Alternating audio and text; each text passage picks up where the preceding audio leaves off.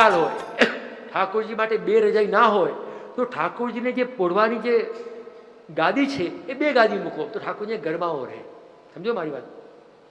રજાઈ ભલે બે હોય, રજાઈ એક જ હોય, ઠંડી વધારે હોય તો ઠાકોરજીને જ્યાં પોઢે છે જે સૈયામાં એની નીચેની ગાદી બે કરી દો તો ઠાકોરજીને ગરમાવો રહે. સમજાય કે નહીં? અને રજાઈ હોય તો રજાઈ મૂકો, પણ ઠાકોરજીને કોઈ પણ દિવસ ઠંડીમાં પણ વસ્ત્ર સહિત પોઢાવવા નહીં. ઘણા લોકો એવી વાત ચાલે છે, ઠાકોરજી વસ્ત્ર સહિત પોઢાવો, ઠંડી લાગે. ના લાગે. ઠાકોરજી તો રાત્રે રાસમાં અહીંયા પધારે છે. અને બીજું કે રાત્રે પ્રભુ બાલલીલામાં નથી બિરાજતા, કિશોર લીલામાં બિરાજે છે. એટલે અમારા ઘરોમાં સૈયા મંદિરમાં મૂળાજી હોય છે. પેલો મૂળ રૂપનો મૂળો નહીં, મૂળાજી એટલે એવો રેશમી બનાવેલો એવો બોક્સ કે જ્યાં સ્વામીજીના શૃંગાર, સ્વામીજીના વસ્ત્ર બધા બિરાજતા હોય. અને ઠાકોરજીના ત્યાં સ્વામીજી રાત્રે આવે ને ઠાકોરજીને મનગમતા શૃંગાર કરે અને રાસમાં પધરાઈ જાય. એટલે આપણે વસ્ત્ર ધર્યા હોય તો પછી ઠાકોરજી સ્વામીજી આવે તો કે આ તો ધરેલા છે, બાલ લીલામાં બાંધેલા છે, ને બાળક રહેવા દો, એને કિશોર નહીં થવા દેવાનું. એ રાસનો આપણે ઘરમાં એ દિવસે રાસ થાય નહીં. સમજ્યા તમે? એટલે ઠાકોરજીને એકના બદલે બે રજાઈ ઓળાવી, પણ રાત્રે પોઢાડતી વખતે ખાલી કંઠાભરણ, અહીંની શ્રેષ્ઠના કળા કે ચરણાવિંદના નૂપુર ધરવા. જેમ તમે લોકો સ્ત્રીઓ બહેનો કોઈ પણ ફંક્શનમાં જઈને આવો તો રાત્રે બધું યા તો કાઢી નાખતા હોય યા હલકું પહેરી લેતા હોય, અને ગળાનું એક અને પગનો તો રહેવા દેવું. એમ ઠાકોરજીને કર્ણના ફૂલ, કંઠાભરણ અને ચરણાવિંદના નૂપુર એટલું રાખવું જોઈએ, કોઈ પણ વસ્ત્ર નહીં. હા, કાં ઠાળું સ્વરૂપ હોય તો તનિયો રાખી શકાય, ખ્યાલ આવે? પરંતુ કોઈ પણ વસ્ત્ર રાખીએ તો ઠાકોરજી બાલ લીલામાં બંધાઈ જાય. અને સ્વામીજી આપણા ઘરમાં પધારે છે, એની છમછમ થાય છે, આપણને સંભળાય કે ન સંભળાય. કોઈ આંધળો માણસ હોય તો એમના કે સાહેબ સૂર્ય ઉગતો નથી, આંધળા માણસ પણ તેજનો અનુભવ તો થતો હોય છે. એમાં આપણને જરૂર થાય છે કે મારા પ્રભુ પ્રસન્નતાથી બિરાજે છે. હવે આગળ કહે છે કે લાભ પૂજાત યત્નેશુ કૃષ્ણ એવ ગતિર્મમ. દરેક પ્રયાસ આપણો કેવલ લાભ પૂજા માટે થતો હોય એ બરોબર ન કહેવાય. ખાસ કરીને ધર્મમાં આપણે તમે જુઓ કે એક કેલ્ક્યુલેટર જે આવે છે અહીંયા પડ્યું હોય, અત્યારે આપણા માઇન્ડમાં ઘૂસી ગયું છે. કોઈ પણ કામ ગણતરી વિના ન કરીએ, ક્યાંથી આપણને લાભ મળે છે, કેટલો લાભ મળે છે, આ પ્રકારની મનોવૃત્તિ. અને ખાસ કરીને ધર્મમાં, તીર્થમાં, તીર્થ સ્થાનોમાં, તીર્થ સ્થળોમાં, કહેવાતા દેવસ્થાનોમાં જો આપણને લાભ પૂજાની વાત દેખાતી હોય તો પછી આપણા આજના જીવોને, કલિયુગના જીવોને ભક્તિમાં, ધર્મમાં અભાવ આવી જાય. કેવલ પૈસા ને એવું નહીં થવું જોઈએ. ભાવ અને ભક્તિ એની કદર થવી જોઈએ. એટલે અહીંયા એમ કહે છે કે ધર્મનું આચરણ જ્યારે આપણે કરીએ તો એમાં દરેક કાર્યમાં લોભવૃત્તિ ના હોવી જોઈએ. જેમ આપણે ઠાકોરજીને કોઈ અરોગાવું છે અને આપણે ઘીનો એક ડબ્બો લાવ્યા, સામગ્રી બની રહી છે, તો એમાંથી પહેલાંથી કહી દઈએ કે કેટલું બચશે, કેટલું બચશે, કેટલું બચશે. ઠાકોરજી કે બચાવવાની ઈચ્છા હતી તો ડબ્બો મોકલાવે શા માટે? કેટલા ભગવાન થોડા કેટલા પાછા આવશે, કેટલા રિક્ષાવાળાને પૂછ્યા કેટલા પાછા આવશે?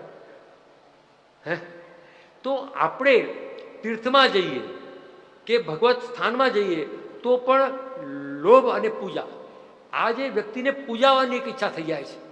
ફૂલોને એમ થયું એકવાર કે અમારે બધા દેવો ઉપર ચડવાનું, અમારી પૂજા કેમ નહીં? તો ભગવાન આગળ ફરિયાદ કરવા ગયા. ભગવાને કહ્યું ભાઈ તમે ફૂલ છો, કોમળ છો, નાજુક છો, નમળા છો, નૈરાશ્યવાળા છો, તમારી પૂજા ના થાય. તમે પૂજામાં તમારો ઉપયોગ થાય કે ના અમને આવું કરો. તો પૂજામાં બેઠા તો બધા એની ઉપર પથરા પડવા લાગ્યા તો કરમાઈ ગયા. તો ફૂલોને એમ થયું કે ના ભાઈ ના, અમારે તો પૂજા કરવામાં મજા છે, પૂજામાં મજા નથી. સાચું કહું છું, અમને પોતાને ખબર છે કે આ સ્થાન કેટલું બધું કઠિન છે. અમારી કોપી કરવા લોકો જાય કે હા કેવું સરસ. અમારા કડીમાં એક બેન હતા, એને અમારી મમ્મીને કહ્યું ભાભીજીને કે આવતા જન્મ મારે વહુજી બનવું છે. કેમ કે જાણે કે પગ લાંબા કરે, લોકો પગ દબાવે, ભેટ કરે, આમ કરે, તેમ કરે, જલસે જલસા. પછી એને કહેવામાં ભાઈ આ વહુજી બનવું સહેલું નથી. લોકોને ગમે કે મહારાજ બની જઈએ, વહુજી બની જઈએ, બહુ મજા આવે. અરે પણ સાંભળો ભાઈ, અમારા વડીલો એમ કહેતા કે આના માટે તપ કરવું પડે. સમજ્યા તમે? આ તમારા પૈસા, તમારી સામગ્રી, તમારું અનાજ, તમારી વસ્તુ જ્યારે લઈએ છે ને એના માટે તપ કરવું પડે છે. વગર તપ કરે લઈએ તો ભોગવવું પડે છે. આ અમારા પૂર્વજો કહેતા ગયા છે અમને. આ નોટો છપાય છે ને ઇન્ડિયામાં, એટલું સોનું બેંકમાં હોય એ તો કાગળિયા થઈ જાય. એટલે મોટા ભાગના મહાપ્રભુજી જ્યારે ત્યાં પધાર્યા, વાર્તામાં આવે છે કે પેલા સોનાનું પૂતળું હતું અને રાજાએ કહ્યું કે હવે બ્રાહ્મણ રહ્યા નથી, બ્રાહ્મણ રહ્યા નથી, મરવા તૈયાર થઈ ગયો. તો મહાપ્રભુજી બોલાવે કહ્યું કાલે તારી સભામાં અમે આવીશું. ત્યારે સોનાનું પૂતળું હતું અને મહાપ્રભુજી પધાર્યા તો પેલા સોનાના પુતળાએ એક આંગળી ઊંચી કરી, મહાપ્રભુએ 3 આંગળી ઊંચી કરી.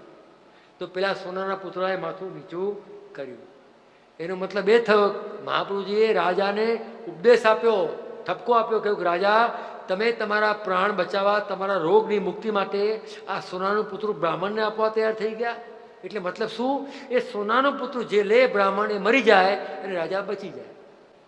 વિચાર કરો, રાજા જે રક્ષક છે એ બ્રાહ્મણનો જીવ લેવા તૈયાર થઈ ગયો. અને બીજું, સોનાના પુત્રો મંત્રોક્ત હતો. મંત્રોક્ત વસ્તુ હોય એમાં ચેતન્ય આવી જાય. એને કહ્યું તમે 1 વાર ગાયત્રી કે સંધ્યા કરો છો? મહાપ્રભુજી કહ્યું 3 વાર કરું છું. ત્યારે નીચું મસ્તક થઈ ગયું. અરે તમે બ્રાહ્મણો, આ તમારી મુખ્યા ભીતરિયા ઝઘડિયાની ફોજ અમારા ઘરમાં છે બધી, કોઈ ગાયત્રીની ખબર નથી, ખાલી એકી કરવા જાય ત્યારે જનોઈ પહેરે છે અને માન ભગવતી કરીને આપણે પૈસા આપીએ છીએ. સાચું કહેજો. ભટ્ટીઓમાં થૂકે છે, આમ કરે છે બાથરૂમમાં. આ આપણા બહુ મોટા ભગવદીઓ. હું બ્રાહ્મણ નિંદા નથી કરતો, પણ વાત કરવા માંગુ છું કે બ્રાહ્મણત્વ તો રહેવું જોઈએ કે નહીં? તો એના કરતાં અમારા વૈષ્ણવ શું ખોટા છે? બિચારા ભાવથી તો બનાવે છે. આ જે લોકો જે કહી રહ્યા છે બધા દેવી ઉપાસકો, શિવજીના ઉપાસકો, કોઈ પુષ્ટિ માર્ગી વૈષ્ણવથી, ખાલી નોકરી માટે બ્રહ્મ સંબંધ દેવા આવે છે. અમારા સિન્હાજીમાં જઈએ તો શિવો માતા માતા કરીને બધું ભોગ ધરે છે. કેમ કે એ લોકો પેટ માટે આવ્યા છે, કલાકાર છે, જાણકાર છે, પણ પુષ્ટિ ભક્ત નથી. વિચાર કરો, એ બધા કરતાં અમારા વૈષ્ણવ શ્રેષ્ઠ છે. ભલે મિશ્રી ધરો છો તો સિન્હાજી બાબા તમારે ત્યાં આવીને આરોગ્ય છે. નક્કી માનજો, જરાય ઓછા ના માનતા. અને એટલા માટે પંચમ વર્ણ એટલે બ્રાહ્મણ કરતાં બી મોટા વૈષ્ણવને માન્યા. જે અમારા મહાપ્રભુજી કહે છે કે વલ્લભપુરના બાળકોને વૈષ્ણવને કે તમે પોતાનું તપ વધારો. બ્રાહ્મણ હોય ને ગાયત્રી ન કરે તો તપ ખંડિત થઈ જાય એનું. અમારે ત્યાં એક મુખ્યો આવેલો, મને કે અમે તો બ્રાહ્મણ છીએ, અમારે બ્રાહ્મણને માંગવાનો અધિકાર છે. મેં તો ખોટી વાત, શાસ્ત્ર બતાવો મને, બ્રાહ્મણને માંગવાનો અધિકાર છે જ નહીં. આપણે તો બ્રાહ્મણને બગાડી રહ્યા છીએ. શાસ્ત્ર કહે છે કે માત્ર સંન્યાસીને માંગવાનો અધિકાર છે. બ્રાહ્મણને અધિકાર છે દક્ષિણાનો, દાન લેવાનો અને જપ કરવાનો. જો બ્રાહ્મણ જો ભિક્ષા લે તો એની સ્ત્રી જતી રહે હાથમાંથી. સમજ્યા તમે? દક્ષિણા ક્યારે અપાય, દાન ક્યારે અપાય? એટલા માટે બ્રાહ્મણને એટલા યોગ્ય બનવું પડે. આ બ્રાહ્મણ પોતે એમ કહે છે કે અમે તો હાથમાં લઈશું, હાથ અપાય જ નહીં. એ તો ભીખ કહેવાય. ભીખ લેવાનો અધિકાર યા તો ભિક્ષુકને છે યા સંન્યાસીને છે. બ્રાહ્મણને અધિકાર નથી આમ લેવાનો. એ કર્મ કરે, કર્મકાંડ કરે, ગાયત્રી કરે, મંત્રોચ્ચાર કરે, ત્યારે દક્ષિણા રૂપે કે દાન રૂપે અપાય નહીં. આપણા કહેવાતા સોકોલ પુષ્ટિ માર્ગીય બ્રાહ્મણો અમારી હવેલીઓમાં એ ખરેખર પોતાને બ્રાહ્મણ કહે છે, કોઈ દિવસ ગાયત્રી નથી કરતા. એટલે હું કહું છું, પહેલા સેવા, આ બધી અમારા 7 સ્વરૂપો બધા જ કોઈને કોઈ વૈષ્ણવ સેવા કરતા હતા કે નહીં? દામોદર સંભલવાળા દ્વારકાધીશ સેવા કરતા, ગજનધાવ નવણીતપ્રિયાજીની સેવા કરતા, રજુભાઈ બાળકૃષ્ણજીની સેવા કરતા. તો આ બધા વૈષ્ણવને ત્યાં ઠાકોરજી કેમ હતા કે બ્રાહ્મણ કરતા બી મોટા હતા? વિચાર કરો. આ પદ્મનાભદાસજીની વાત સાંભળો. ગિરિધરજી મોટો 56 ભોગ કર્યો, ખૂબ શ્રમ લીધો અને પછી પૂછ્યું कि बाबा आपको कैसो लग्यो? मथुराधीश है प्रभु आपको कैसो लग्यो? तो गिरिधर जी ना वचन मळे छे कि बाबा आपने श्रम तो बहुत लियो कि पद्मनाभदास के छोला सो आनंद नहीं आयो. आ आपणुं स्वरूप छे. आ पद्मनाभदासना छोला पद्मनाभदास नहीं कि मारा तमारा छे. ए छोला कोना छे? मारे तमारा भाव, मारी तमारी दीनता, मारा तमारा तापना छोला छे. આપણે એ ભૂલીને 56 ભોગમાં પડી જઈએ છીએ, પ્રસાદમાં પડી જઈએ છીએ. અરે અમારા મહાપ્રભુજી આગળ કોઈ આમ કરે ને તો સાક્ષાત ઠાકોરજી પધારી આપે. શું ઠાકોરજીને આપણે મને પ્રસાદ આપજો, મને આપજો, હું રહી ગઈ. અરે આવી રીતે લંગરમાં આમ કરવાનું ઠાકોરજી માટે? મને શરમ આવે છે. વિચાર કરો મારી વાત, તમને પોતાના માનીને આત્મે માનીને કહી રહ્યો છું. મહાપ્રભુજી આગળ આમ કરશો ને તો ઠાકોરજી પધરાવી આપશે. ઠાકોરજી ખાલી ના પધરાવાય, ભક્તિ સહિત પધરાવાય. કન્યા કોઈ ખાલી વિદાય કરે? ગરીબમાં ગરીબ હોય તો કપડા લત્તા ને સોનું ને રૂપિયા આપે કે ના આપે? તો વલ્લભ ઠાકોરજી એમને આપે? વલ્લભ જ્યારે ઠાકોરજી પધરાવે ત્યારે ભક્તિ સહિત પધરાવે છે. આપણે ભાનમાં આવવાની જરૂર છે. શું લાગે છે? તો આમ કરો વલ્લભ આગળ તો સિન્હાજી પધરાઈ આપે. મેં આપણો સર્વસ્વ પધરાવી દેતો હું. એટલે આપણે આમ મને આપો, મને આપો, મને આપો. ને અમારા એક ભગવતી હતા માણસામાં, એ તો કહેતા કે જેનું હાથનું આપણું લઈએ ને એના જેવી બુદ્ધિ થઈ જાય. એ તો પોતે કોઈ જગ્યાએ ફસાઈ પડ્યા હોય તો પોતે જાતે લઈ લે. કારણ કે જેનું આપણે જે માટવા બેઠો હોય એના જેવી બુદ્ધિ થઈ જાય. આપણે કહો, વિચાર કરો. તો સૌથી પહેલાં કલયુગમાં પ્રાણ ક્યાં થઈ રહ્યો છે? આપણી બુદ્ધિ ઉપર. અમારો મિત્ર હતો એક જ્યોતિષી, એ મને કે મહારાજ હું તો કુંડલીમાં નવી વિદ્યા કરું. શું કરે છે ભાઈ? કે હું તો ખાલી 5મું સ્થાન છે ને બુદ્ધિનું સ્થાન છે કુંડલીમાં, હું તો ખાલી 5મું સ્થાન જોઉં એટલે બધું જીવન કહી દઉં. વાત સાચી છે. કુંડલીમાં જે 5મું સ્થાન બુદ્ધિનું હોય, અહીંયા આપણે ત્યાં બુદ્ધિ પ્રેરક કષ્ટસ્ય. તો બુદ્ધિ જે છે પ્રભુને સમર્પિત આપણે લઈએ તો વિચાર કરો, પુષ્ટિ પ્રભાવ મર્યાદામાં આવ્યું છે કે ભગવદ રૂપ સેવાર્થમ તત્ સૃષ્ટિ નાણતા ભવે. પ્રભુના રૂપની સેવા કરવા માટે આ વલ્લભી સૃષ્ટિ બની છે. પુષ્ટિ માર્ગી સૃષ્ટિ પ્રભુના રૂપની સેવા કરવા માટે. પ્રવાહી સૃષ્ટિ મન જેવી છે, ચંચળ, એ ભટક્યા કરે છે. એ મન પ્રભુના મનથી બની પ્રવાહી સૃષ્ટિ. અહીંયા ગયા, ત્યાં ગયા, ત્યાં ગયા, ત્યાં ગયા. અમારા ગામડામાં ઘણી વાર એવું બને, બધા માતાજીના મંદિરમાં થઈને છેલ્લે પુષ્ટિ માર્ગી મંદિરમાં આવે, છેલ્લું શ્રીફળ ત્યાં ફોડે. અને મંગળા પહેરી હોય તો પેલું શ્રીફળ ત્યાં ફોડે. બધા દેવને જેટલા બી દેવ ભૂલથી કોઈ ન રહી જાય એટલા પહોંચી વળે. આ પ્રવાહી સૃષ્ટિ. મર્યાદા એટલે માત્ર કથામાં, પ્રવચનોમાં, ઉપદેશમાં જ રસ હોય. સેવામાં કે સ્વરૂપમાં રસતા હોય એ મર્યાદા. અને જેને સાક્ષાત સ્વરૂપમાં બી રસ હોય, ગુણગાનમાં બી રસ હોય અને સત્સંગમાં બી રસ હોય એ પુષ્ટિ સૃષ્ટિ. તો હવે વિચાર કરો તો મહાપુરુષ કહે છે કે પુષ્ટિ બીજ એટલે પુષ્ટિનો આત્મા લઈને આપણે ભૂતલ ઉપર આવ્યા છીએ, તમે અને અમે બંને. આ ગંભીર વાત છે, રસાત્મક વાત છે. પુષ્ટિનો આત્મા લઈને આપણે વૈષ્ણવના ઘરમાં જન્મ્યા છીએ. વલ્લભ કુલની અંદર તમે પણ આવી ગયા. ભલે બિંદુ સૃષ્ટિ કે નાદ સૃષ્ટિ હોય, પણ સૃષ્ટિ તો વલ્લભની કે બીજાની. મારા દીકરા બે હોય તો દીકરા તો મારા કે નહીં? આ બંને સૃષ્ટિ કોની? વલ્લભની કે નહીં? તો બંને આ સૃષ્ટિ. તો અહીંયા આત્મા લઈને આપણે આવ્યા. પુષ્ટિ આત્માને બ્રહ્મસમન થાય છે, બીજને. આ દેહને બ્રહ્મસમન નથું. હું વલ્લભ કુલનો દીકરો હોઉં કે તમે વૈષ્ણવ કુલના દીકરા હો, બ્રહ્મસમન થાય છે આપણા પુષ્ટિ બીજને, આત્માને થાય છે, શરીરને નહીં. શરીર તો સેવા કરે ત્યારે પુષ્ટિ માર્ગી બને છે. તો આત્માને બ્રહ્મસમન થાય, આત્માને હાથ પગ તો છે નહીં, તો શું કરવું? આત્માને બ્રહ્મસમન થયું, આત્માને હાથ પગ તો છે નહીં. તો મહાપ્રભુજી કહે છે કે પુષ્ટિ બીજ ભાવવાળા જીવને ઇન્દ્રિયો પણ એવી આપી છે કે સેવામાં તત્પર બને. હવે ઇન્દ્રિયો આપણને આપી, કેવી ઇન્દ્રિયો? જે ભગવત સેવામાં લાગે. પણ ઇન્દ્રિયોને પ્રભુને ધરીને રોજ સમર્પિત લેતા હોઈએ તો ઇન્દ્રિયો બહિર્મુખ ના થાય અને સેવામાં લાગે. બહારનું ગમે તે ખાતા હોઈએ, ભોગ ધરીને લેતા ના હોઈએ તો પછી ઇન્દ્રિયો વિમુખ થાય. એક ઇન્દ્રિયો બધી આપણી બહિર્મુખ છે. આંખો બહાર જુએ છે, હાડ બહાર જુએ છે. આપણે અહીંયા ઓપરેશન કરવું હોય હાડનું તો આપણે અંદર હાથ નાખી શકીએ છીએ? ના, ઇન્દ્રિયો બહાર જુએ છે. તો આ ઇન્દ્રિયોને બહિર્મુખ થતાં રોકી કેવી રીતે? કે પ્રભુને ધરીને આપણે લઈએ, જે કંઈ બી ધરીએ એ જ્યારે લઈએ તો આત્મા જેમ પુષ્ટ છે એમ ઇન્દ્રિયો પણ સમર્પિત લેવાથી પુષ્ટ બને. એટલે આખું તનુનત્વ ધીરે ધીરે યમુનાજીની કૃપાથી થઈ જાય અને આ જગતમાં ભૂતલ ઉપર જ પ્રભુનો સાનુભાવ થાય. એ તો લીલાની રાહ જોવી પડે. કરો, વિચાર કરો કેટલો ઊંડો ભાવ છે.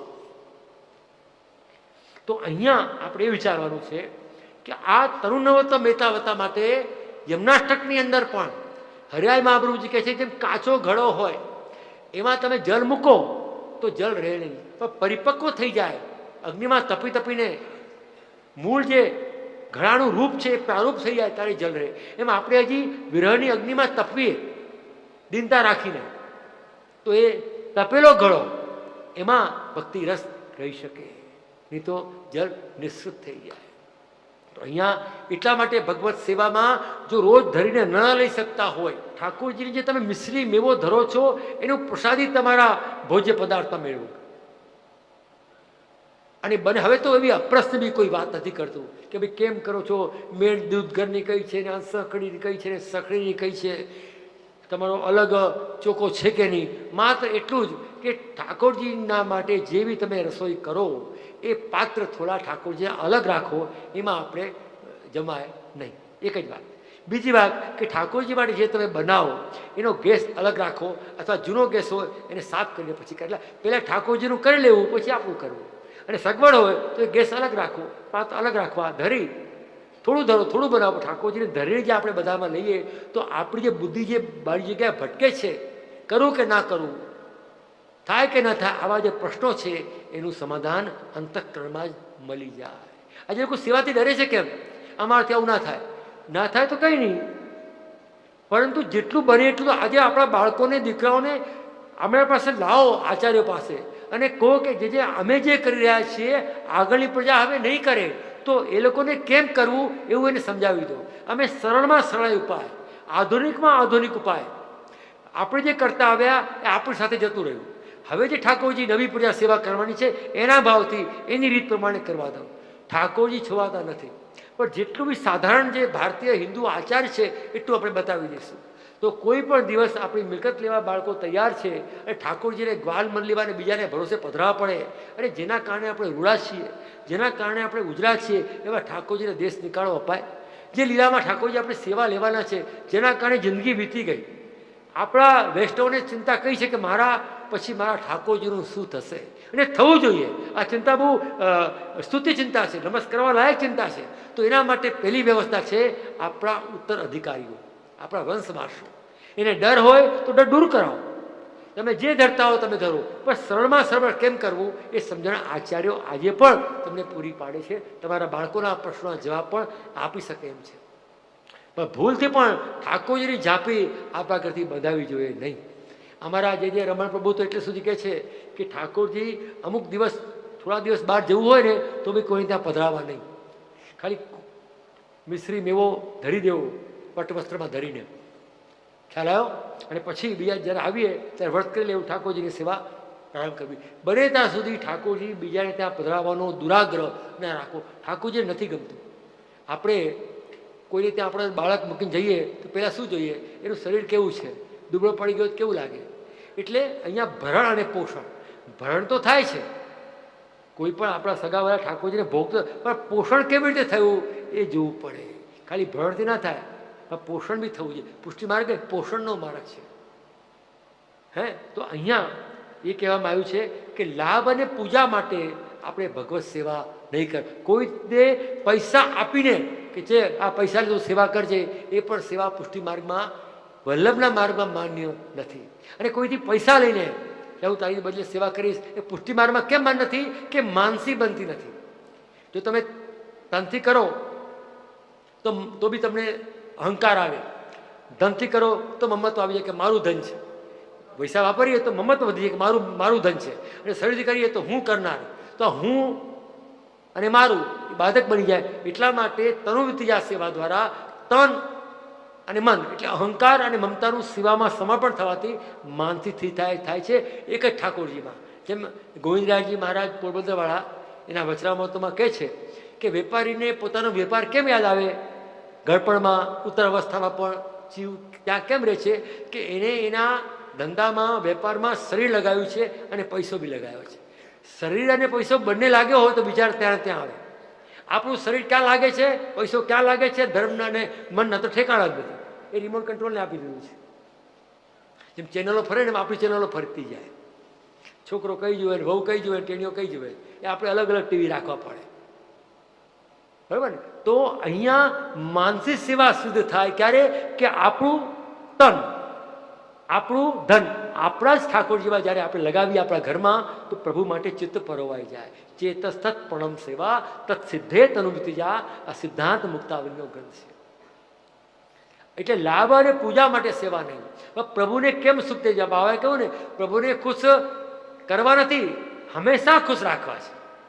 હંમેશા પ્રભુની પ્રસન્નતા બની રહે એ જ આપણા માટે મુખ્ય છે. હંમેશા પ્રસન્ન રહે ઠાકોરજી. એટલે લાભ અને પૂજા માટે જો આપણે કરીએ તો, અને પછી કઈ કૃષ્ણ એવા ગતિર્મમાં, તો ક્યારે બને? કે કૃષ્ણમાં ગતિ, મતિ અને રતિ એ દાસ ભાવને કારણે બને. એટલે ક્યારે પણ આપણા લાભ માટે અને પૂજા માટે, દ્રવ્ય માટે, અહંકાર માટે ભગવત સેવા ન થઈ શકે. આપણે ત્યાં જઈએ છીએ, કોઈ પણ તીર્થમાં, તિરુપતિ ગયા કે સાઉથમાં ગયા, રંગનાથજી ગયા, તો પણ ત્યાં આપણે સંકલ્પ કરાવે છે. સંકલ્પમાં સાઉથમાં તો મેં જોયું છે કે આપણું કુલ ગોત્ર પૂછે, નક્ષત્ર પૂછે, રાશિ ચંદ્ર પૂછે, પછી સંકલ્પ કરાવે. એનો મતલબ શું કે ત્યાં આપણું કુલગોત્ર એટલે આપણા કયા કોના વંશ છીએ જાણે છે, ત્યારે એ દેવ સ્વીકારે. કારણ કે આપણી ઉત્પત્તિ ક્યાં છે દેવતાને ખબર છે, ચાહે ધન્વંતરી દેવ હોય કે તિરુપતિ હોય કે રંગનાથ હોય. એમ પુષ્ટિ ભક્તિનું બીજ કેવું છે, કોનું છે, જેમ ખેડૂતને ખબર પડે દાણા જોઈને, અરે આ તો આનું બીજ છે, આપણને ખબર ના પડે. એ મહાપ્રભુજીને આપણી તમારી મારી ખબર છે કે ભક્તિનું આ જીવમાં આ બીજ છે. હવે કેવી રીતે પોષવું? સેવાના માધ્યમથી, સત્સંગના માધ્યમથી, પ્રવચનના માધ્યમથી, પ્રશ્નોત્તરીના માધ્યમથી, સત્રના માધ્યમથી, પોષણના માધ્યમથી, એ મહાપ્રભુજીને ખબર છે. સુબોધનીમાં આવે છે કે ઠાકોરજી જ્યારે મથુરા પધાર્યા, ઠાકોરજી અને બલરામજી બંને, ત્યારે સૌથી પહેલાં ભટકાયો કંસનો ધોબી. ધોબી તો દુષ્ટ હતો, એટલે બરોબર ઠાકોરજીને ધોબી પછાડ આપી. એટલે આપણે મલ કુસ્તી જે હોય ને બ્રજવાસી લોકો, એ લોકોને ખબર હોય, મને બી ખબર હતી, પણ ધોબી પછાડ એક દાવ આવે છે, નાનપણમાં કર્યા હોય, હવે ખ્યાલ નથી મને. ધોબી પછાડ કોઈ કસરતબાજ હોય એને ખબર હશે, ધોબી પછાડ. આમ ધોબી જેમ કપડાં જેમ ધોવે ને એવી રીતે ઠાકોરજીએ પેલા ધોબીને પછાડ્યો. આ ધોબી પછાડ કહેવાય. આપણે કોઈ આવો પ્રયોગ નથી કરવાનો, એક સાંભળવાની વાત છે. ધોબી પછાડ એક વાત આવે. પછી એક મજાની વાત એ બની કે કંસ રાજાનો દરજી ત્યાંથી નીકળ્યો. હવે દરજી નીકળ્યો તો એ કંઈક લઈ નહીં જતો હતો, અને ઠાકોરજી રોકો કંઈક વેસ્ટ ભગવતી હતો. ઠાકોરજીને કહ્યું કે અરે તું ક્યાં જાય છે? તો કહે છે હું કંસનો દરજી છું, અને કંસ માટે બનાવેલો કોટ, રાજાનો કોટ, એ ડગલો, એ હું કંસ માટે લઈ જઈ રહ્યો છું. તો રોક્યો અને કહ્યું કે એ અમારે પહેરવો છે. તો રોકીને ઠાકોરજીએ પોતે એ કંસનો માટે તૈયાર થયેલો જે ડગલો, જે કોટ, પોતે પહેર્યો. આ સુબોધની વાત કહું છું. હવે એ એટલું પહેરવા લાગ્યા એટલે પેલા દરજીને થયું દુઃખ. મહાપ્રભુજી કહે છે કે દરજીને દુઃખ શા માટે થયું? ચલો, ઠાકોરજી એટલા માટે નહીં કે કંસ લડશે, એટલા માટે નહીં કે રાજાનો અપરાધ કર્યો, એટલા માટે નહીં કે રાજાને પહેરતા પહેલા બીજાને કેમ પહેરાયો. મહાપ્રભુજી એ દરજીના મનની વાત જાણી ગયા, અને મહાપ્રભુજીએ કહ્યું કે દરજીને દુઃખ એટલા માટે થાય છે કે કપડાં બનાવવા, સીવવા અને ફિટિંગ કેવી થઈ છે એ જોવું કામ દરજીનું છે. તમે જોજો, દરજી આપણું બનાવે તો આપણે ના પહેરવા દે, હું પહેરાવું છું આમ કરીને બરાબર જુએ. એ સેવા કોની છે? દરજીની. પણ અહીંયા ઠાકોરજી પોતે પહેરી રહ્યા છે, એટલે દરજીને થયું કે મારી સેવા છૂટી, એટલે એને દુઃખ થાય છે. વિચાર કરો, આ મહાપ્રભુજીની સુબોધની છે. કેટલો સુખ વિચાર કરે છે કે પહેરાવું સેવા મારી છે, એ સેવા દરજી મહાપ્રભુ ઠાકોરજી પોતે કરશે તો હું શું કરીશ? એટલા માટે વૈષ્ણવને પોષણ આપવું, વૈષ્ણવના બીજને પોષણ આપવું, વૈષ્ણવને સિદ્ધાંત સમજાવવા, વૈષ્ણવને પોતાના માનવા, વૈષ્ણવને પ્રોત્સાહિત કરવા, વૈષ્ણવને પુષ્ટિરસમાં તરબોળ કરવા, વૈષ્ણવને પોતાના માનવા. આ સેવા કોની છે? અમારી વલ્લભ કુલની છે. એ જો બીજા કરશે તો અમે શું કરશું? અમને દુઃખ નહીં થાય? જેમ દરજીને દુઃખ થયું કે દરજીનું કામ હતું વસ્ત્ર પહેરાવીને જોવું, એ પેલો ઠાકોરજી પોતે કરતા, ઠાકોરજી કરતા તોય દુઃખ થયું કે મારી સેવા પ્રભુએ છોડાવી. તો અમારી સેવા શું છે? અમે તો સેવક છીએ, સેવા કરવા આવ્યા છીએ. શ્રીનાથજી આવો તો સેવા કરવી છે, વલ્લભ આવો તો સેવા કરવી છે, અને વૈષ્ણવ આવે તોય સેવા કરવી છે. કારણ કે કોઈ એક નાયિકાને રાસમાં જવું હોય, એ રાસ માટે તમે એને તૈયાર કરો, સ્નાન કરાવડાવો, અંગવસ્ત્ર કરો, ઉપટન કરો, વસ્ત્ર પહેરાવો, શૃંગાર ધારણ કરાવો, ચોટી શિખા બનાવો, વેણી બનાવો, કાજલ લગાવો, નકવેસર બધું તમે તૈયાર કરો અને રાસમાં મોકલો, તો તૈયાર થયેલી નાયિકા કેટલી ખુશ થાય, ઠાકોરજી કેટલા ખુશ થાય? થાય કે ના થાય? એવા તમને નાયિકા રૂપે અમે તૈયાર કરે છે ઠાકોરજી માટે.